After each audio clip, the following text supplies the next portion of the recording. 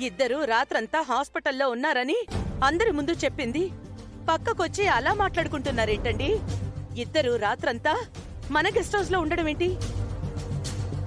శ్రీకర్ అయినా అందరి ముందు నిజం చెప్పాలి కదా.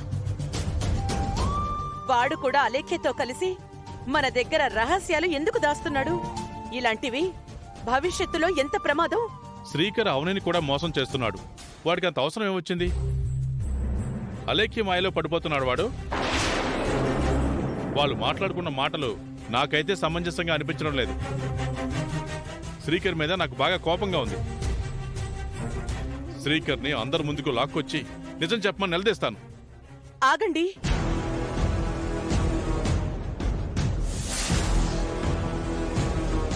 ఎందుకు ఆపుతున్నావు వేదా?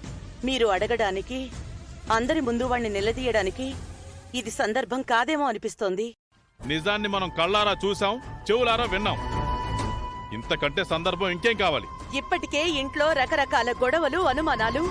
ఇప్పుడు ఈ విషయం తెలిసిందంటే గొడవలింకా పెద్దవవుతాయి. నిహారిక, లావణ్యలకు ఇదో పెద్ద అవకాశంలా దొరుకుతుంది. వాళ్ల నోటికి అడ్డు అదుపు లేకుండా రెచ్చిపోయి మాట్లాడతారు. వాళ్ల గురించి ఆలోచించి ఆగిపోతే మనం దోషులం అయిపోతాం వేదా. మనం అందరికంటే పెద్ద తప్పు చేసిన వాళ్ళం అవుతాం. అది ఆలోచించు. అన్నీ ఆలోచించాను కాబట్టే ఆగమనంటున్నాను. రాధాకృష్ణ కృష్ణుల సంగతి పక్కన పెడితే శ్రీకర్ మీద మనకో మంచి అభిప్రాయం ఉంది. అలాంటిది వాడు రాత్రంతా అలేఖ్యతో గెస్ట్ హౌస్ లో ఉండడం ఏంటి? ఈ విషయం అవునికి తెలిస్తే ఎంత బాధపడుతుందో తెలుసా? దాని గుండె ఆగిపోతుందండి. వాడంటే దానికి పిచ్చి ప్రేమ. వాడి కోసం ప్రాణమైనా ఇచ్చేస్తుంది. వాడంటే దానికి అంత ఇష్టం అండి. ఇప్పుడు ఈ విషయం తెలిసిందంటే అది తట్టుకోలేదు. దాని గురించి ఆలోచించైనా మనం తొందరపడకూడదు. అది అత్త మావల్ని అమ్మలా చూసుకుంటుంది కాబట్టి కోడలు మనకి కూతురయ్యింది. నా ప్రాణం కాపాడుకోవడం కోసం అది ఎన్నో సందర్భాల్లో నా కోసం చాలా చేసింది.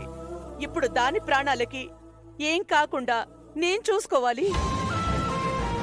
నిజం వల్ల కలిగే ప్రమాదం కన్నా అబద్ధంతో ఆ ప్రమాదాన్ని ఆపడమే ఇప్పుడు మన కర్తవ్యం. మరికొన్ని సమస్యలు పుట్టగొడుగుల్లా పుట్టుకు రాకుండా ఉండాలంటే ముందు మనం అలేఖ్యకి పెళ్లి చేసి ఇంటి నుంచి బయటికి పంపించేయాలి.